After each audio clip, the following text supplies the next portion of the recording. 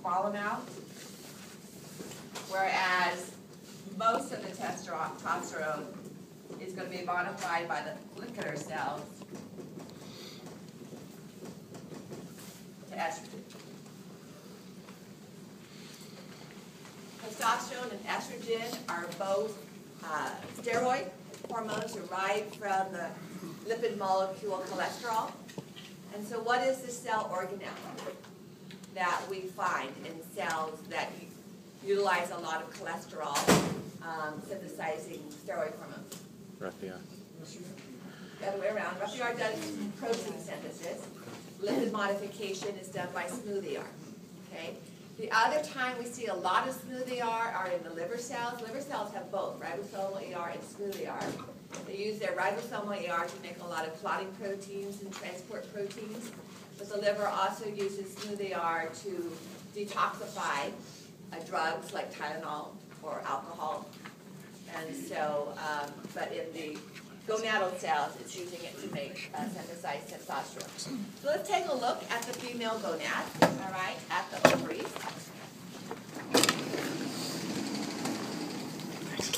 The ovaries in the female do not need to be regulated by temperature. Remember when we talked about the development of the gonadal cells in the male, temperature was an important component.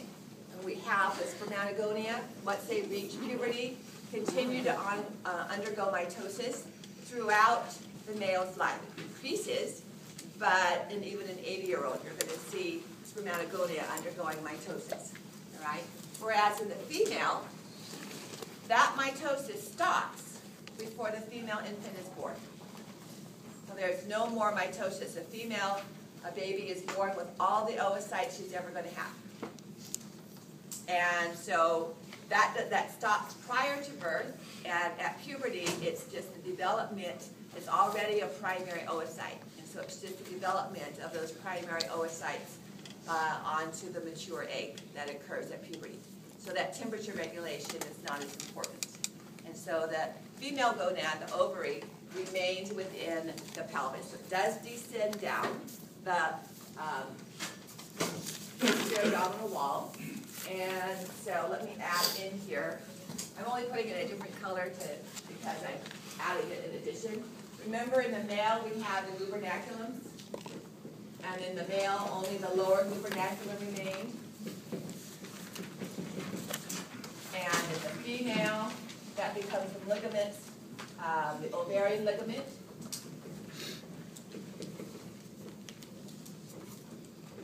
And the uterine ligament known as the round ligament.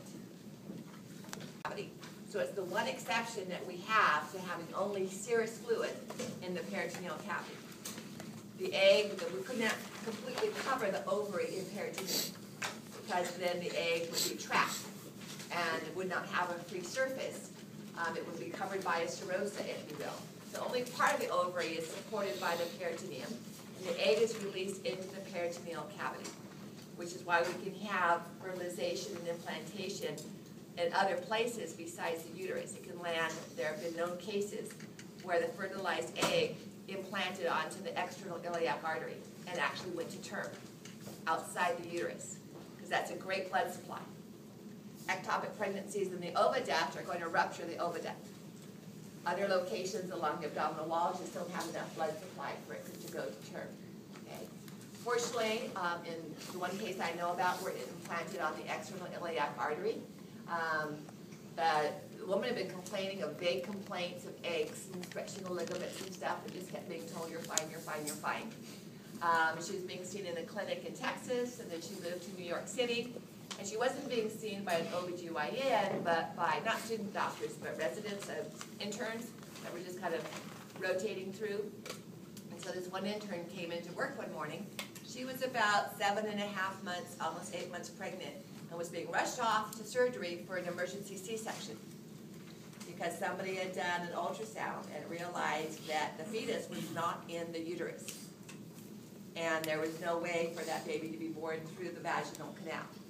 So it was just in its membranous sac outside the uterus, implanted on, and the placenta is usually about 7 inches in diameter, and it is just embedded into and expanded, opening the external iliac artery.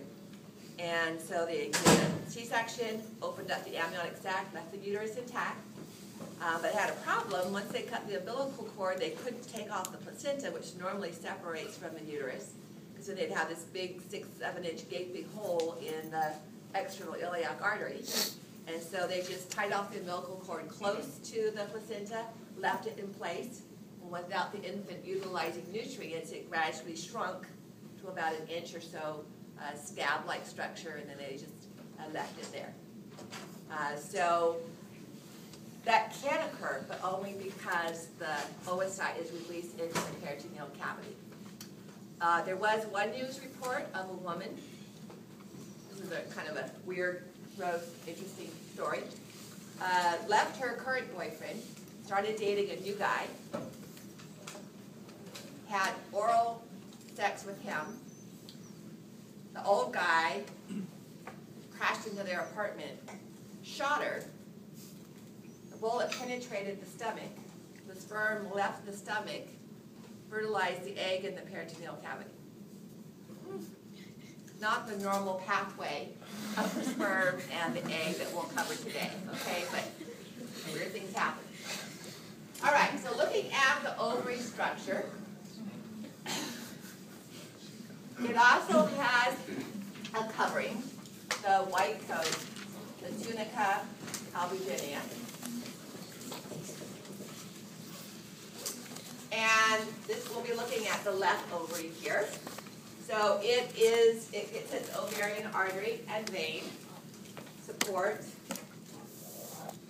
We don't have a campaniform plexus in this case because we don't have the need for temperature control.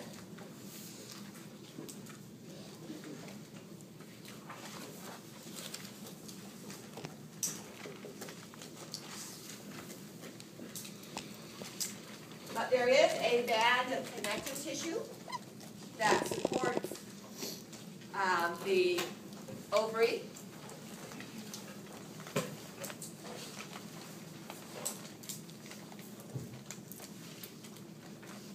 And this extends upward to the posterior abdominal wall and is known appropriately as the suspensory ligament.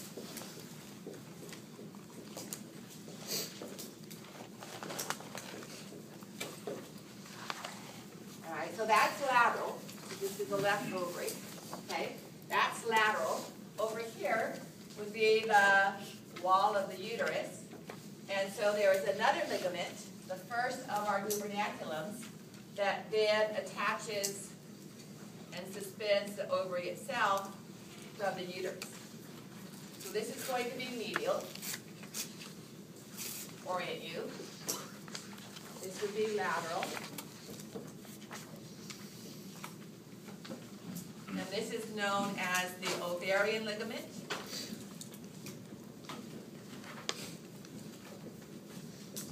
Or you may see it referred to as the ovarian ligament proper. There is no other ovarian ligament, so that would be this one right here, all right, which is homologous to the upper gubernaculum. There is the center area of the ovaries. That is known as the medulla, and that's where the blood supply goes. So we take our blood vessels, and they pass into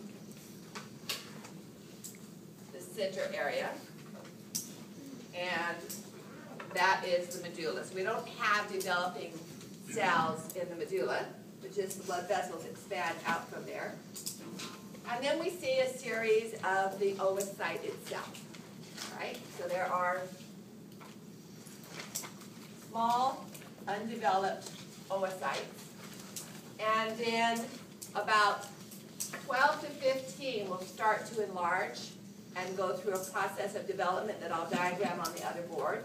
And in our model, and I'll pull down the screen in a moment and show this to you, it shows it as a progression through the ovary, which is a bit misleading because it makes it look like the oocyte moves through the ovary as it gets larger, and that's not true. It stays in one place and undergoes those developmental changes.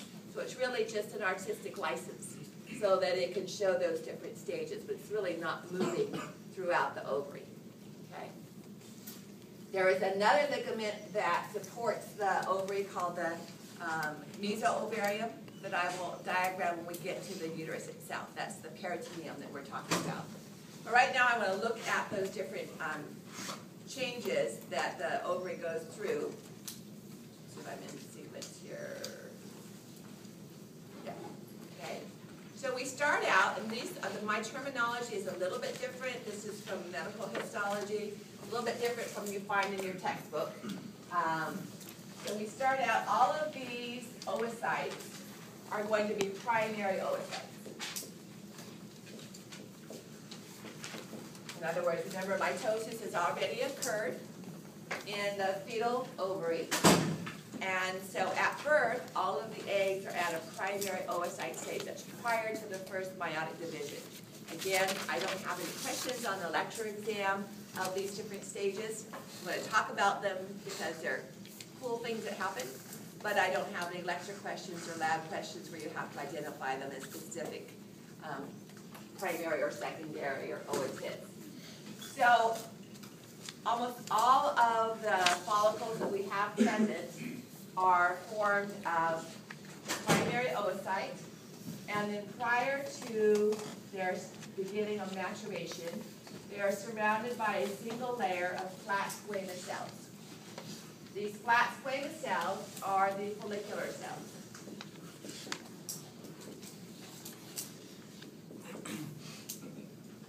As the oocyte follicle develops under the influence of hormones from the pituitary gland, these will enlarge and start to produce estrogens and androgens, all right?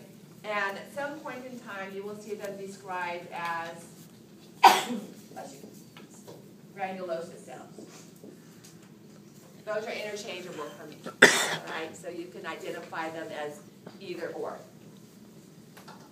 Now, this particular follicle in your textbook is described as a primordial follicle, right? My term is primary.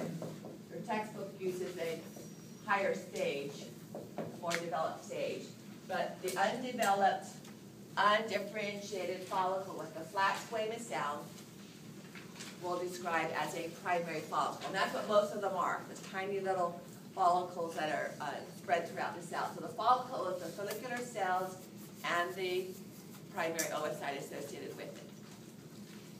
Then as they start to develop, all right, under the influence of hormones from the pituitary gland, the cells enlarge, the follicular cells enlarge.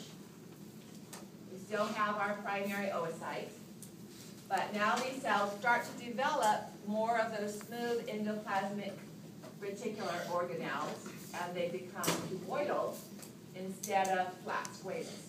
As soon as they round up, even though it may still be a single layer, as soon as they round up, this is now identified as a secondary follicle. Okay? Again, your textbook calls this the primary, but we're going to call this the secondary, as well as any subsequent numbers of layers, as long as there's not an antrum or a space fill. So a secondary follicle is going to look like this, or it can look like this. It can have multiple layers.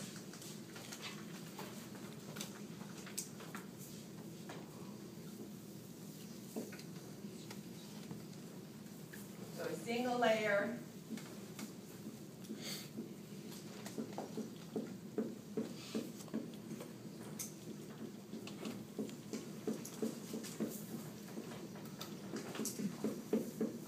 so on. Both of those are secondary follicles. Okay. Now these are the follicular cells that I described over here as being equivalent to our sustentacular or Sertoli cells. Right? So they are the ones that actually make estrogen. But just outside of them, we start to see a layer. They look almost like fibroblasts. They're flatter cells.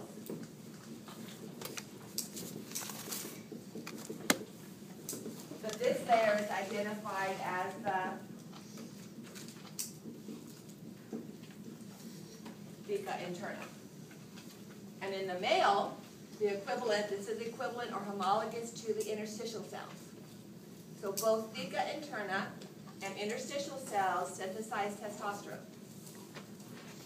Then the testosterone is transferred to the follicular cells, and they chemically modify it to estrogen.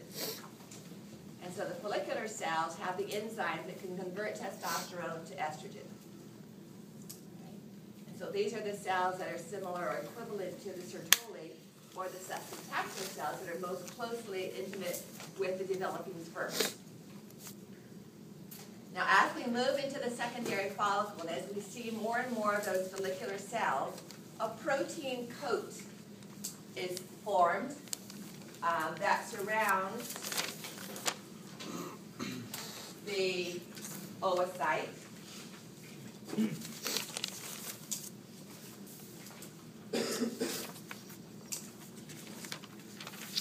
And this helps to prevent multiple sperm from fertilizing the egg after it's ovulated. This is called the zona pellucida.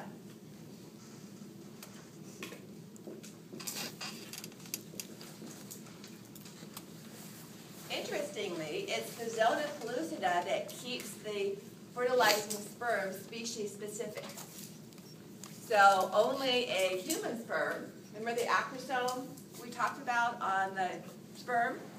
When the plasma membrane on the outside of the human sperm binds to a specific zona pellucida receptor that it will only bind to on a human zona pellucida, it won't bind to a hamster or a pig or whatever, then that causes the acrosome reaction in which the acrosomal sac is opened and those hyaluronidase enzymes will start to digest through the zona pellucida.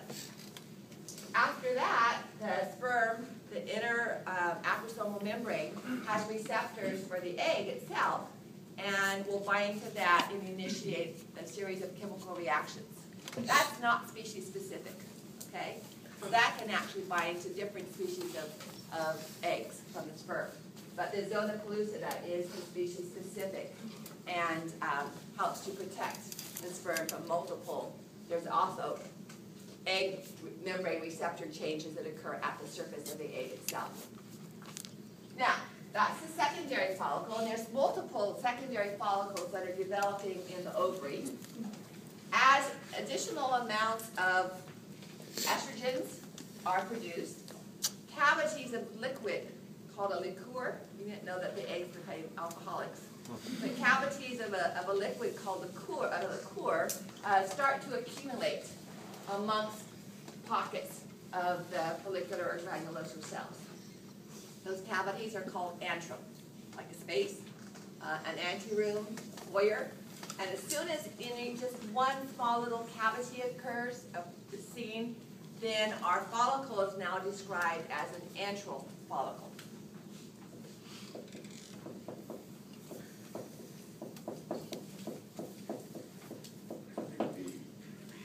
So we have our oocyte. We have our zona pellucida.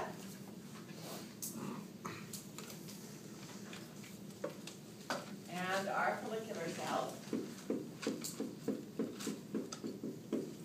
But then we have this fluid.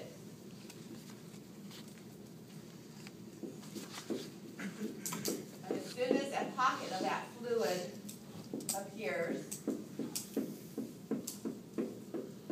an antrum, this is now described as an antral follicle.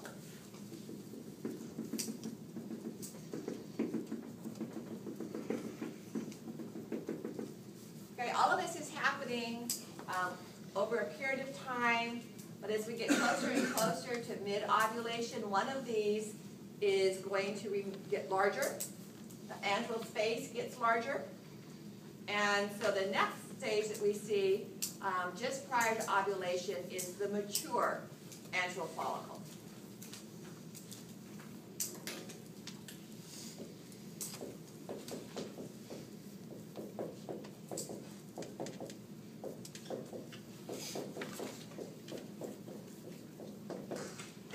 developing just under the surface of the ovary.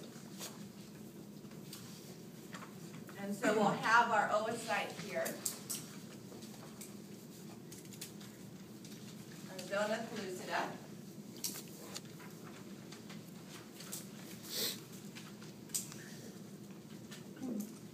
This first layer of follicular or granulosa cells that is attached is called the corona radiata.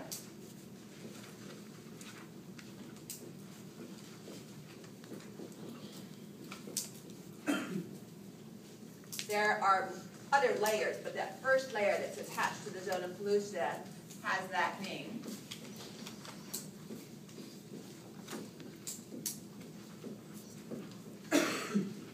As our antral space enlarges, a few of these cells remain attached at the base. And then we have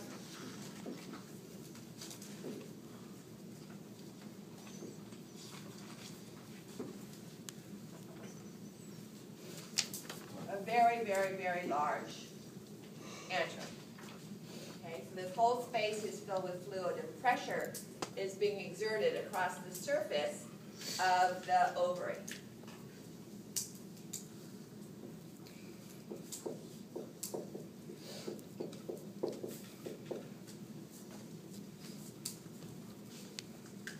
This stuff that supports it is known as the egg cloud or cumulus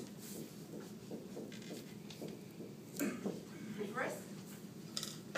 And again, on the outside, we have our theca interna cells.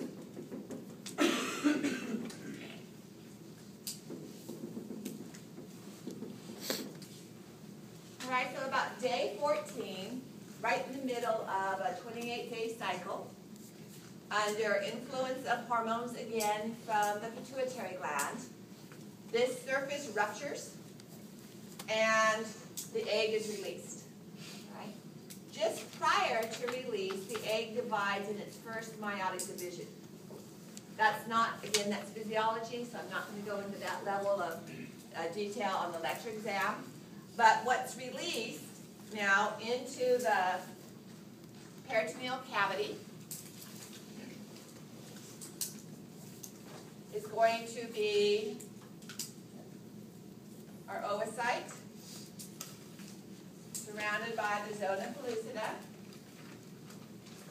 and the cumulus ulceris and corona radiata. So we have this cluster of cells, and that's what the sperm have to make their way through. This is what's going to move down the oviduct, or the uterine tube.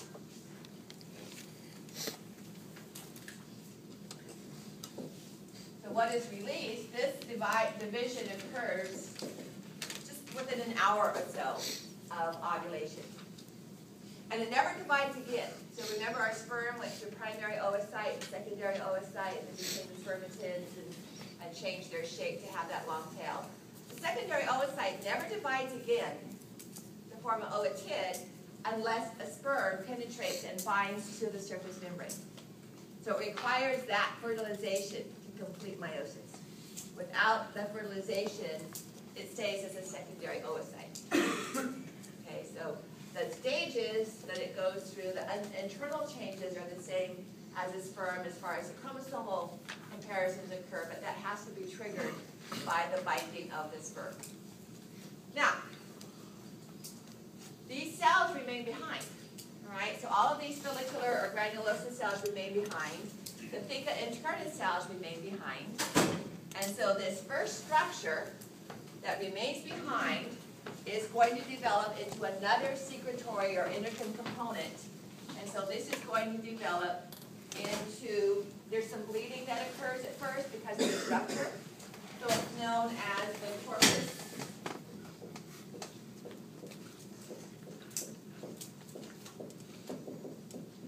hemorrhagicum, meaning hemorrhage. And then after a few hours, some synthesis changes occur, and the theca interna and granulosa cells now become the corpus luteum.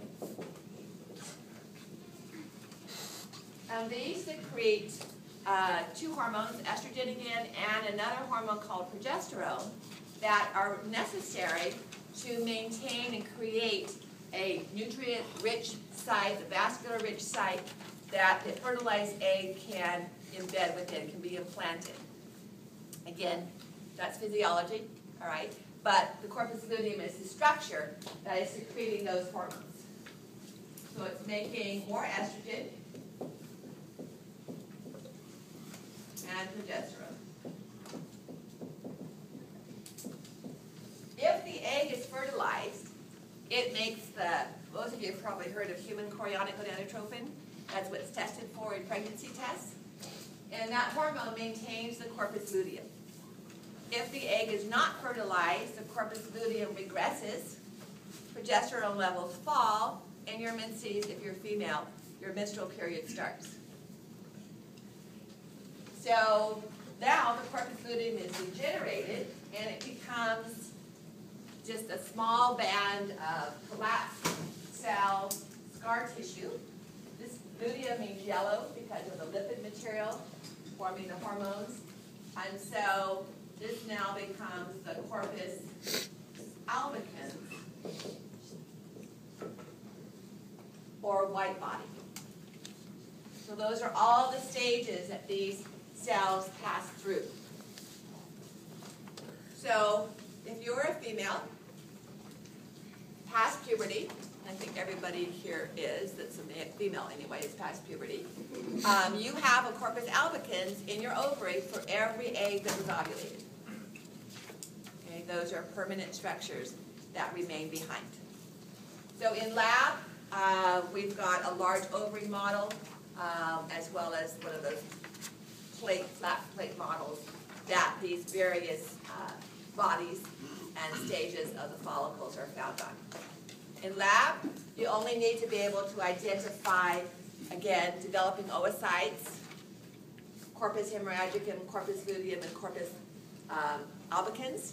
But on the lecture exam, on the different versions that I have, there will be one question that might show a primary follicle, or a secondary follicle, or an antral or mature follicle that I would ask you to identify from the diagram. All right, so now let's look at the structures through which the oocyte with its granular cells, granulosa cells around it is going to pass through. Okay? It's possible for it to be fertilized in the peritoneal cavity, but not likely that much will come of it if it is. So it needs to move into the oviduct, which is where it usually meets the sperm, if the sperm are present, and then onto the uterus. Alrighty? So may I erase these boards? You guys have a...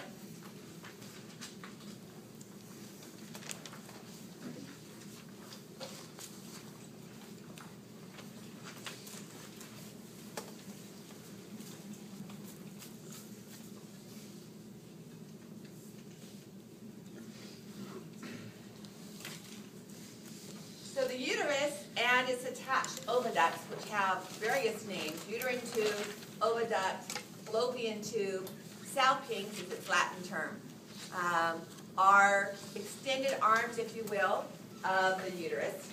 And I've modeled a variety of things. All right, so today I'm a uterus. Vagina, uterus, the fundus of the uterus, which is the top rounded portion if you were to take a pear and turn it upside down, oviducts, and the finger-like fibri of the oviduct. Okay? Many diagrams of the uterus and oviduct kind of show it upright in a vertical position and the extended oviducts. In actuality, the uterus is bent forward over the bladder, and the oviducts and ovaries are posterior, lateral, and posterior. Okay? So here's the bladder, bent, kind of at the cervix and vagina, so bent forward, and then the oviducts are going to go back like this. So they go posterior and lateral, and then the ovaries are also posterior and lateral. Okay? That normal position of the uterus is identified as a forward bend or anteflexion. So up in the upper hand picture here, here's the bladder. Okay?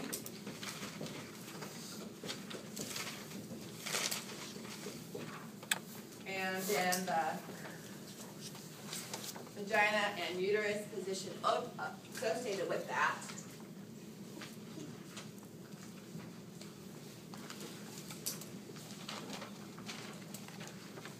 Vagina and uterus.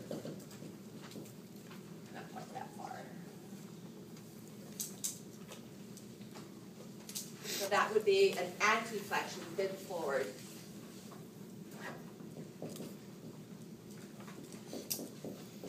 We'll come back to that in a moment, but I just wanted to I'm going to draw it in the upright position just because it's easier to do so as we describe the components.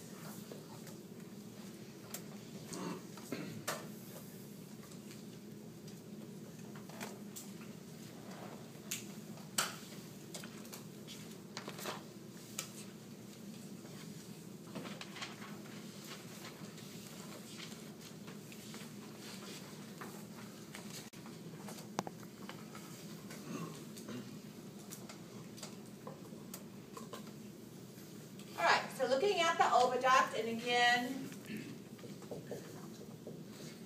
oviduct, uterine tube,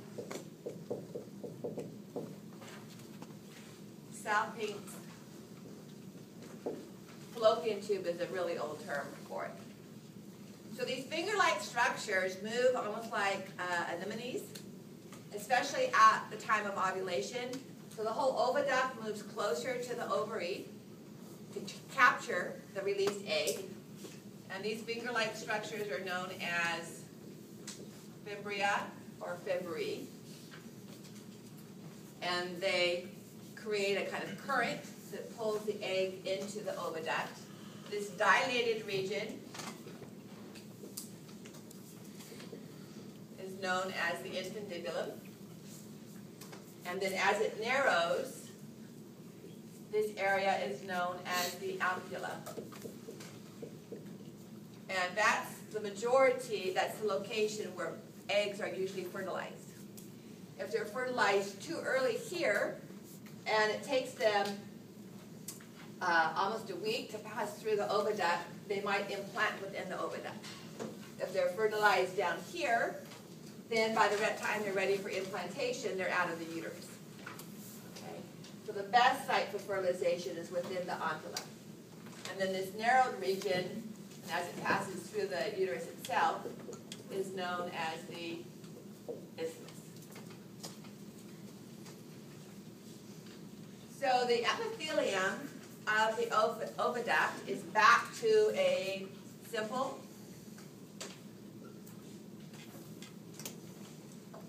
columnar epithelium, which we had in most of our digestive tract, but the digestive tract epithelia increase surface area via non-motile microvilli.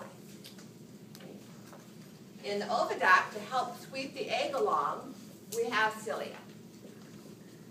So these cilia beat towards the uterus, and the egg is swept along their surface. At the same time, if there's sperm present in the oviduct, they're going in the opposite direction, and peristaltic muscular contraction of circular and longitudinal muscles, similar to the digestive tract, is helping the sperm move in the opposite direction. So if we look at a cross-section of the oviduct,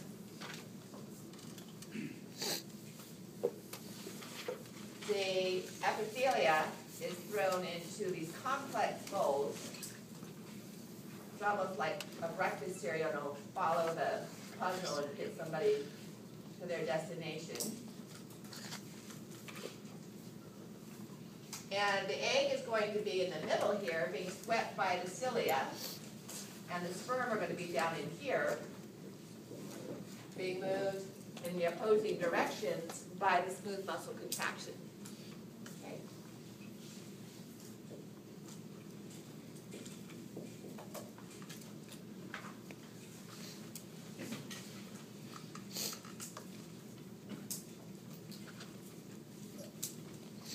All right, so now let's look at the structure of the uterus. And we're going to look at ligaments that support both of these oviduct and uterine structures together. So this is the uterus. This would be the body of the uterus. Remember the different regions of the stomach we talked about? So this would be the body. This curved portion here is the fundus. Not just the muscle wall, but that curved shape. And then it narrows to form the cervix. This opening, this would be the cervical canal.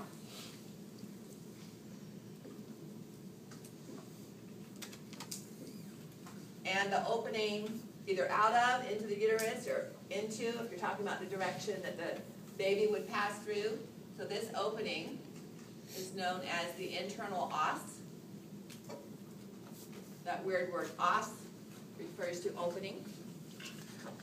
And then between the vagina and the cervix, we have the external os.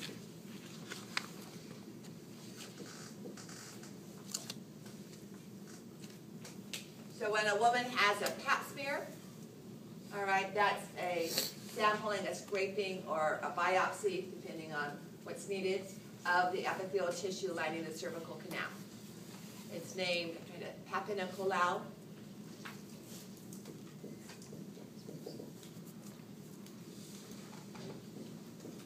Something like that, and we use the pap, okay? The doctor that described this.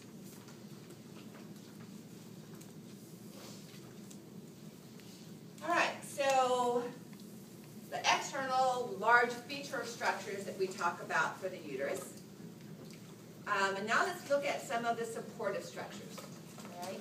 So I'll leave this diagram up here, come over here and talk about this diagram.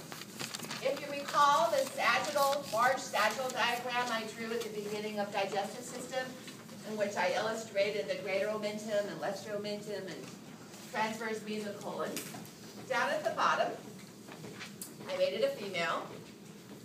And so down at the bottom, we had, let's put this up temporarily, we again have the bladder, and the uterus, and the rectum.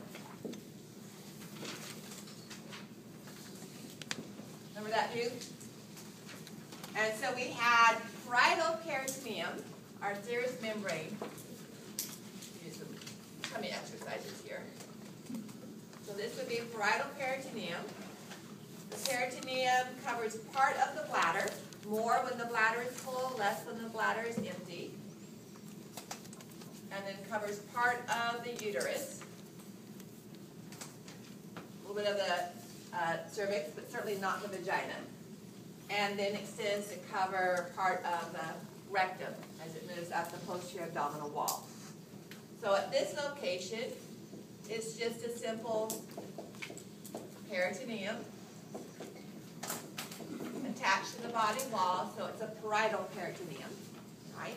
We don't have a diaphragm separating our abdominal cavity from our pelvic cavity.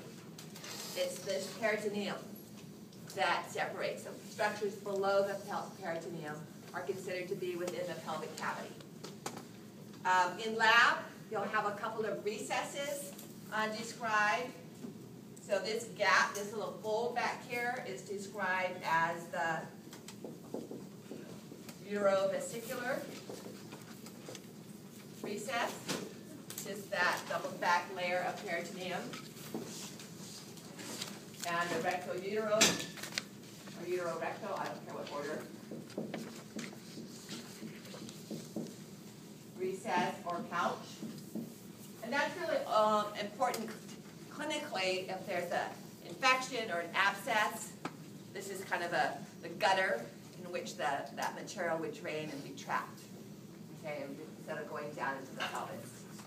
Where the peritoneum is attached to the uterus, it has a specific name. So this visceral peritoneum, if you will, is given the name for the outer wall, the outer layer of the uterus. So what did we call the pericardium? Well, the membrane that covered the heart was the pericardium, cardio for heart. Our root word for uterus is metrium, all right? So the peritoneum, where it's attached to the uterus, is known as the outer layer of the uterus. It is the perimetrium.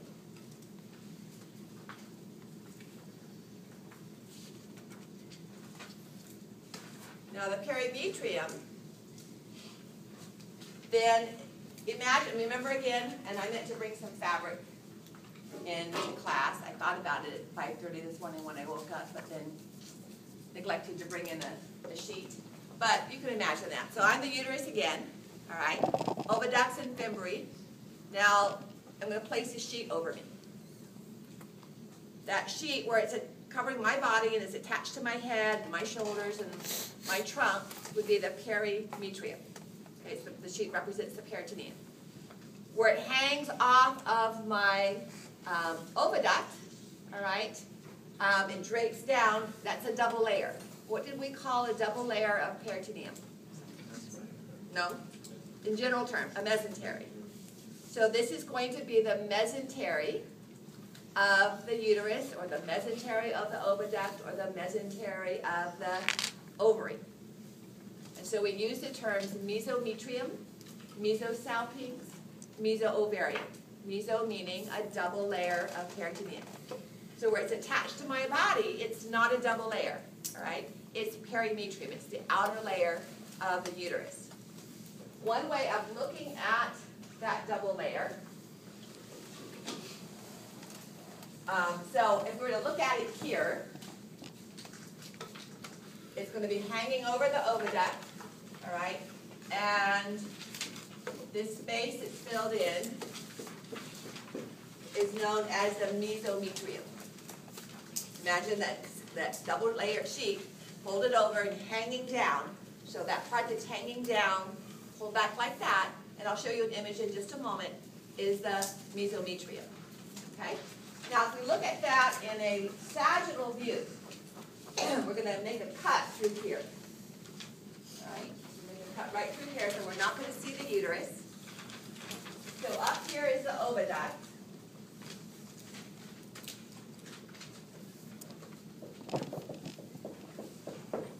And then we're going to cut through part of the ovary. And here's my peritoneum wrapped around just make this a little bit lower, wrapped around the oviduct.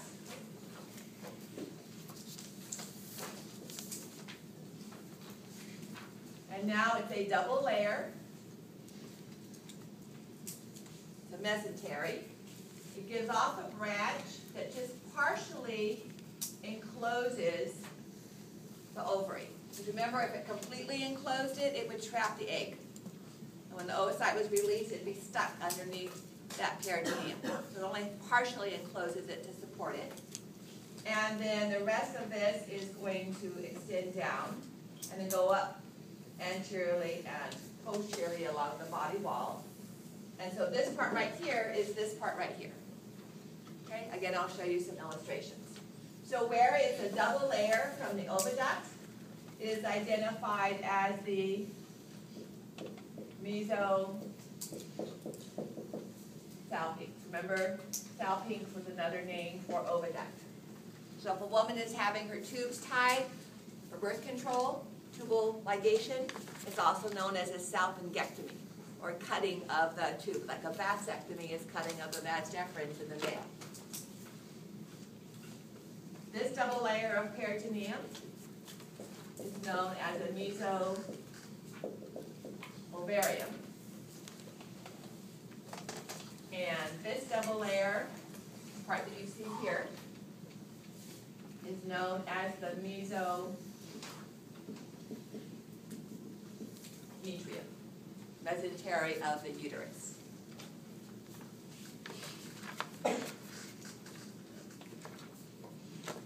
Now let me show you some images. There's a couple of other ligaments that we need to talk about. One is the round ligament. Remember, the round ligament was another homologous structure to the male's gubernaculum. So in the male, the equivalent of the round ligament attaches the bottom of the testis to the scrotal sac and that has passed through the inguinal canal to be able to pull the testis down. So the round ligament in the female passes through the inguinal canal. It is the only anterior structure, and so it comes off the fundus and it passes forward and disappears into the deep inguinal ring.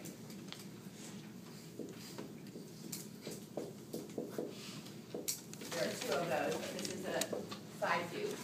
Right? From the back is another thickened ligament that passes laterally around the rectum to the sacrum, and this is identified as the uterosacral ligament.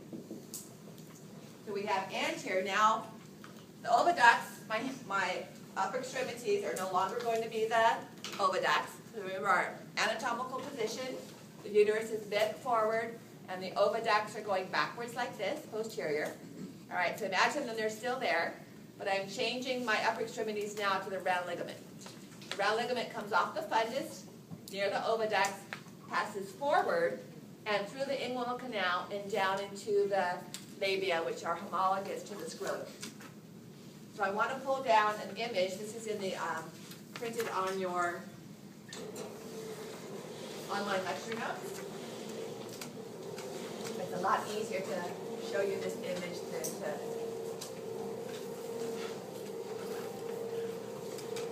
to try to diagram it.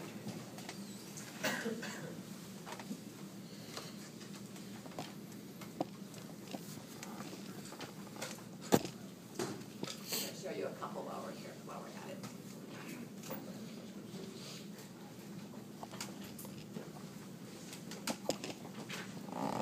So this first one is a view of that sagittal diagram that I drew for you.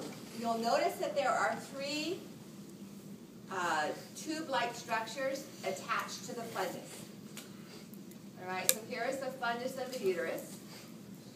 The most anterior structure is passing forward, as I'll show you in a moment, through the inguinal canal.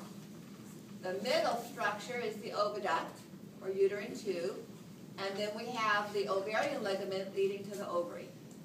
All right, so the round ligament and the ovarian ligament are homologous to the gubernacula of the testis. So here's the mesosalpinx, the double layer hanging down from the oviduct. Here's the mesoovarium, the double layer of peritoneum supporting the ovary. And then here's the mesometrium, the rest of that double layer hanging down. So here's a picture that I kind of diagrammed on the board for you. So now this is the view showing the oviduct. You're not seeing the round ligament. The round ligament would be going forward. So this would be the mesosalpinx here. At right angles to it, right along this area, would be the mesoovarium. And down here is the mesometrium. Here would be the ovarian ligament, or ovarian ligament proper, attaching the ovary to the uterus. And here would be the suspensory ligament traveling with the ovarian blood vessels. Now in the next view, we're looking down into the pelvic cavity. This would be posterior. This is anterior, so here's the bladder. Here's the uterus bent forward over the bladder. And here is the round ligament passing into the deep inguinal ring. So in the male, we have the vas deferens and the testicular artery and vein and genital femoral nerve passing through that.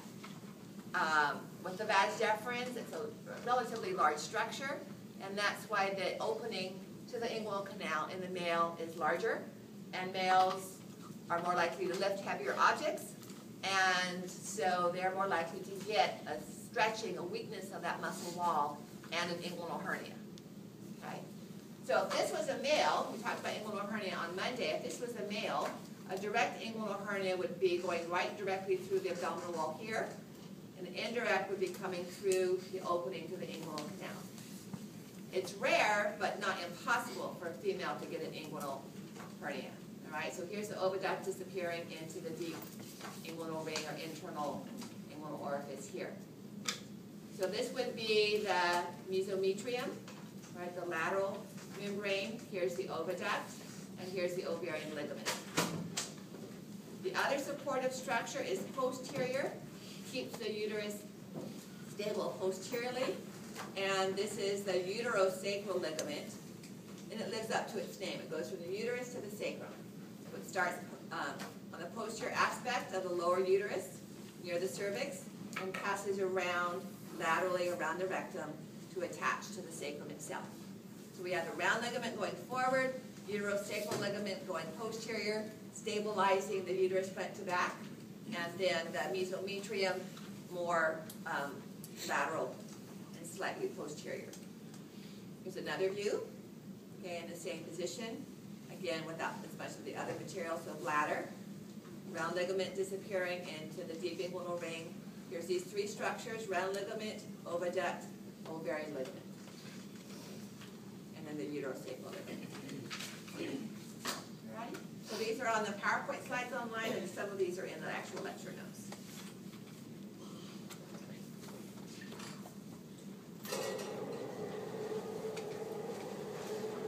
So that keeps the uterus in that position that I described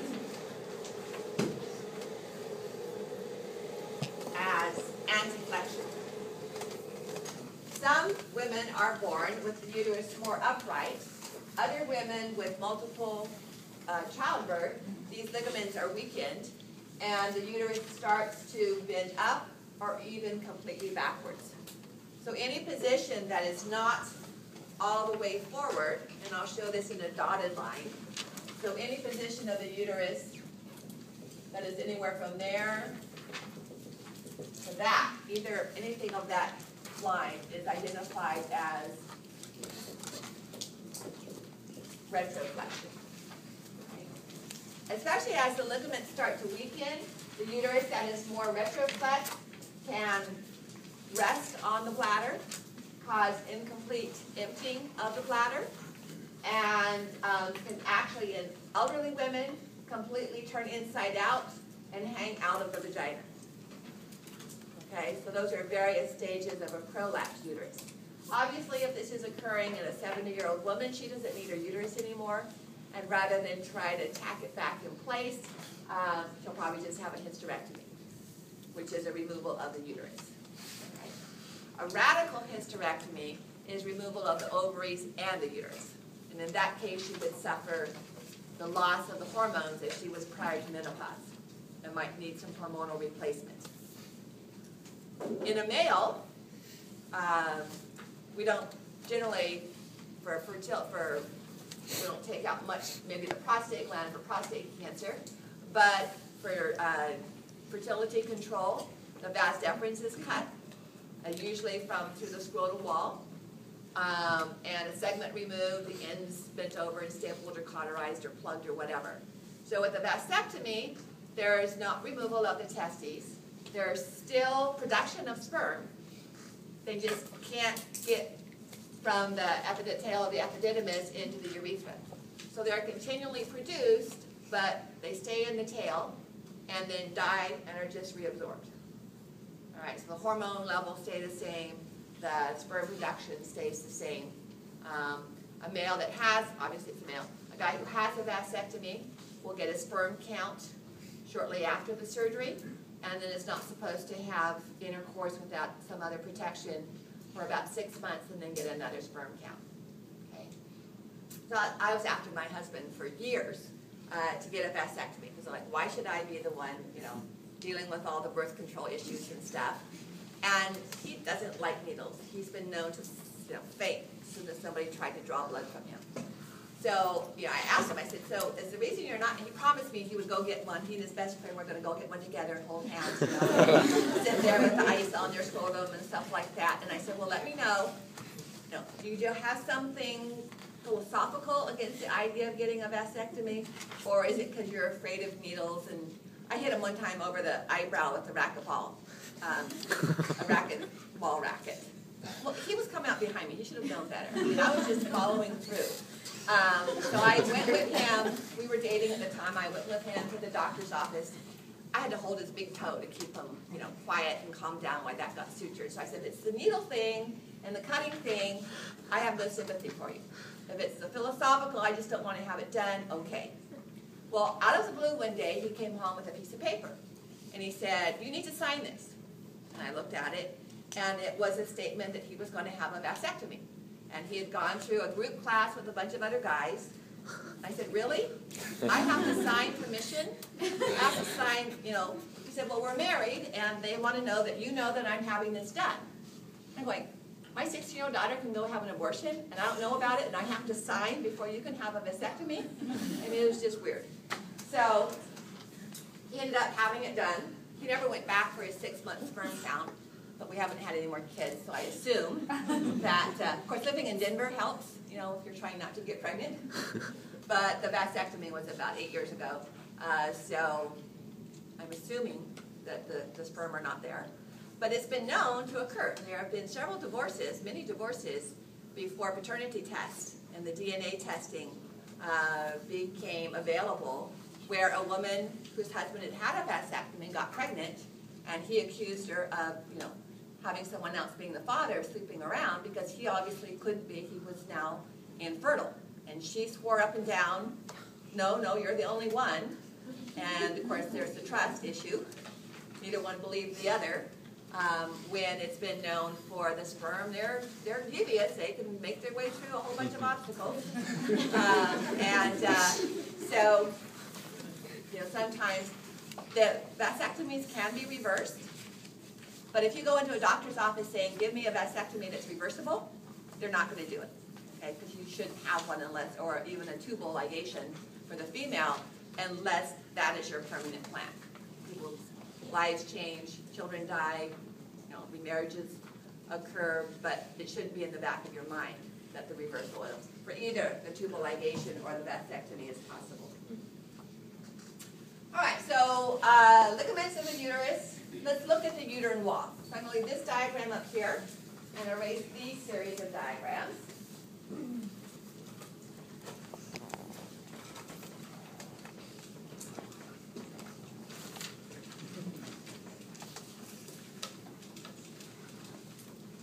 And draw the uterus again, but relatively simply.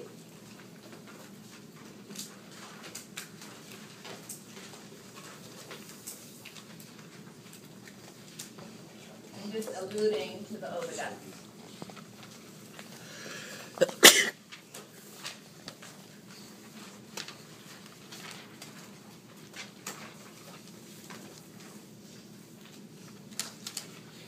Not as pretty as that one, but oh well.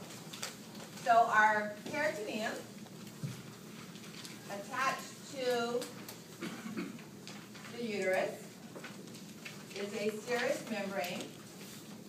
It's going to go, not completely cover the cervix. So we identify this as the perimetrium. Remember, it's a visceral peritoneum. So the uterus would not be considered retroperitoneal, all right, nor intraperitoneal, kind of in between. So extraperitoneal. Okay.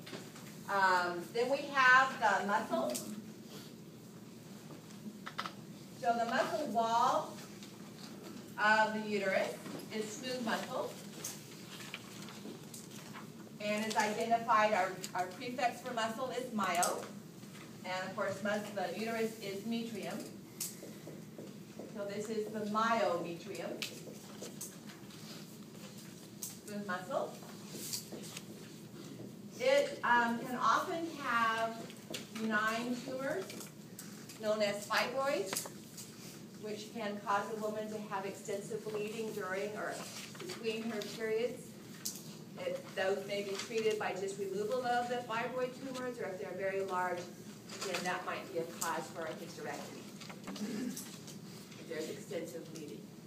Then we have mucosal lining of the endometrium of the uterus, which is known as the endometrium. Let's see what color I'll use.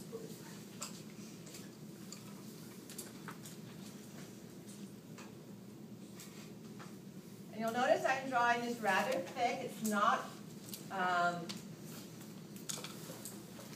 a thin layer.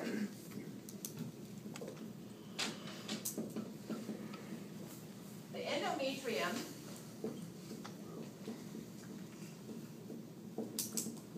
is a simple columnar epithelium. And then both loose irregular, because we always have loose irregular, and dense irregular connective tissue.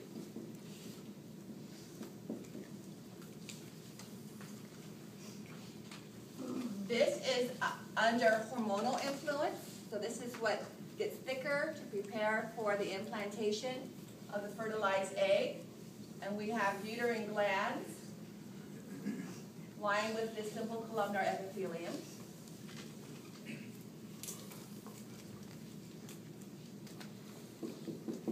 So we have a very dense, irregular connective tissue here. It gets a little thinner as we move up. And we have blood vessels that come in and supply this. There are two regions of the endometrium. The deepest region is identified as the stratum basalis, or the basal layer, right? And the uterine glands begin in that basal layer. The upper region, the one that increases or decreases in thickness depending on the level of hormones, is known as the stratum functionalis.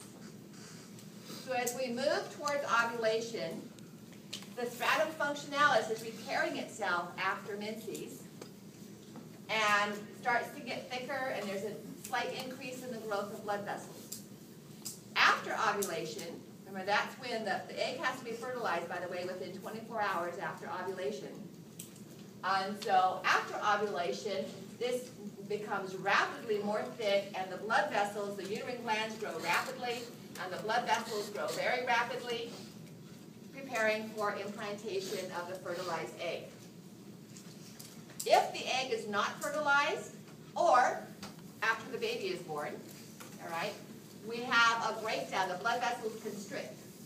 And without blood supply, this upper tissue dies, and so we see a loss of the stratum functionalis down to the stratum basalis. That is menses. That's what occurs after the baby is born, and there's the afterbirth. That whole stratum functionalis layer separates and is delivered after the baby. If this is occurring with a menstrual cycle, that's what starts the menstrual period. That's the bleeding, all right? It's more than just blood, it's this tissue. And then with the new cycle, that regrows, the stratum functionalis regrows, the uterine glands contribute to the simple columnar epithelia that is going to cover over this area, and then it gets thicker and thicker again, and we start the whole cycle all over again. Okay. You may have heard one of birth control medications. The old name was the French abortion pill. It's called RU486. It is something that can be taken after fertilization and implantation. That's why it's called an abortion pill. It's not something that you would take all the time, but it's a chemically induced abortion. It blocks the receptors for the hormones that maintain the blood supply. And without that hormone, the blood vessels constrict, and this process occurs, but this time with the implanted blastocyst or embryo. And so that's why it's called a chemical abortion. Most medical abortions occur with a curettage, where they use a blade-like structure to scrape the lining of the uterus. Okay, so we don't have time to go into it, but there's a variety of birth controls depending on your own personal beliefs and your partner's, preventing the egg and the sperm from ever meeting, preventing the fertilized egg from implanting, or in this case, the chemical or medical abortion, where it's already implanted, okay, but it occurs within the first 2 or 3 months. So there's a variety of components that are available, and always, of course, there's plain abstinence. All right, so let's move now to the vagina. And the vagina is shown here. The cervix kind of dips down into the vagina.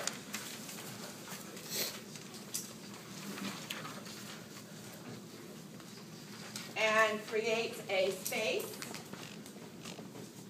like a moat, known as the fornix. So here would be the opening of the cervix.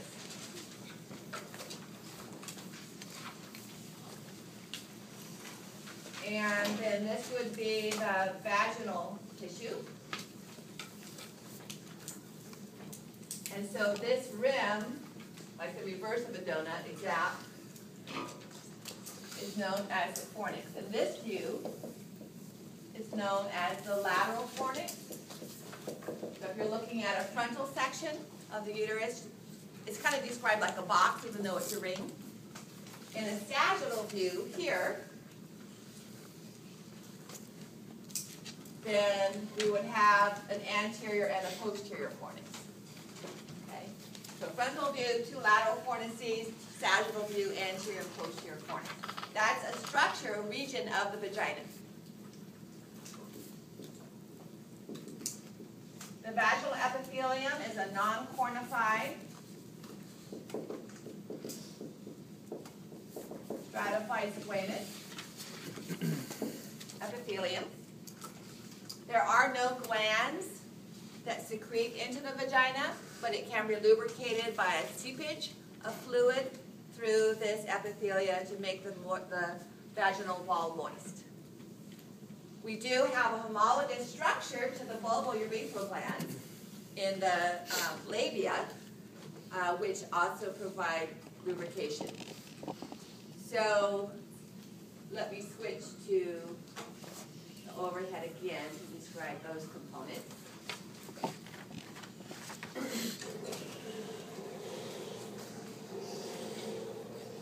So this is a view of a woman that, as if she would be on an exam table, legs up on the stirrups. I don't know why they call them stirrups.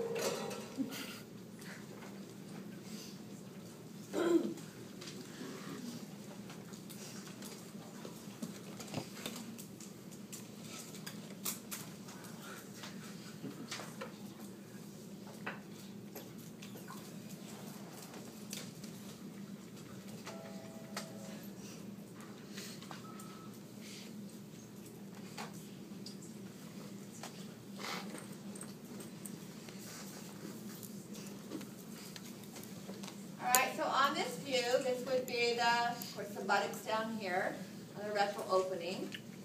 There's a mound of adipose tissue called the mons pubis, right over the pubic bone. And then there are two sets of labia. And as you remember from the digestive system, labia meaning lip. And so this outer lip, the fleshy lip, is known as the labia majora, and it has hair follicles. All right? So this is homologous to the scrotum. If you have access to a male, an infant, or older with permission, and you take a look at the scrotum sac, you can actually see almost like a seam in the midline, which is where the embryonic structures that, if it was a female, would have been the labia majora, actually fused together. Okay? So the labia majora with the hair follicles is the equivalent or homologous structure to the scrotum in the male. These inner lips, right here, that do not have hair follicles, would fuse in the male to form the skin tissue structure of the shaft of the penis. Right? So those are the equivalent structures, the labia minora. The labia minora form a hood or prepuce here over the erectile tissue of the female that we'll look at in just a moment. And between the labia minora is a space known as the perineal area. And we have the opening for the urethra, and we have an opening for the vagina.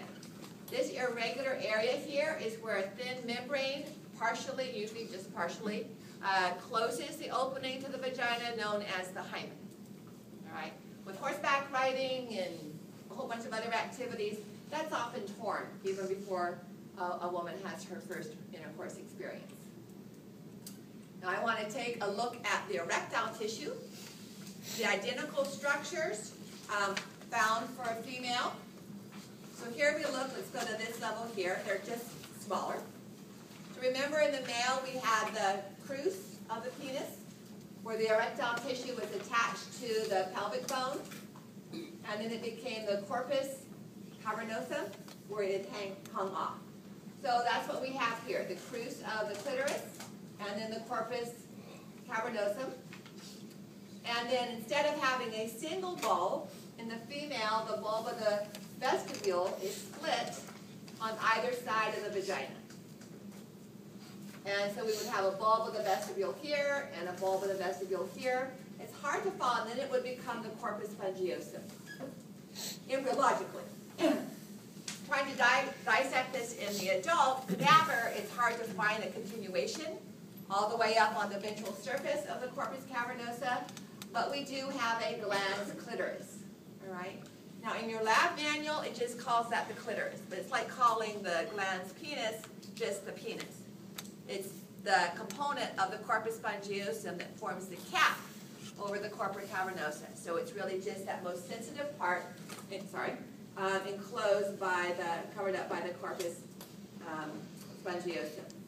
And then back here would be the equivalent of the bulbourethral glands in the male. We call them the same thing in the female, bulbourethral glands or greater vestibular glands. All right.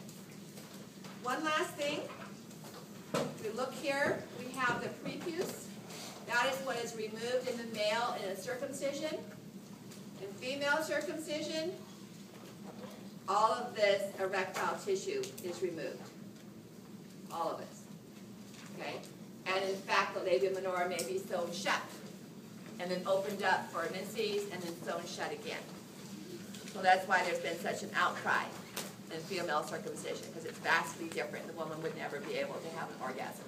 She could get pregnant, all right, but she wouldn't have any sexual sensations. All righty, we'll see you in lab. Our last quiz today, the optional quiz 11 over male reproductive systems.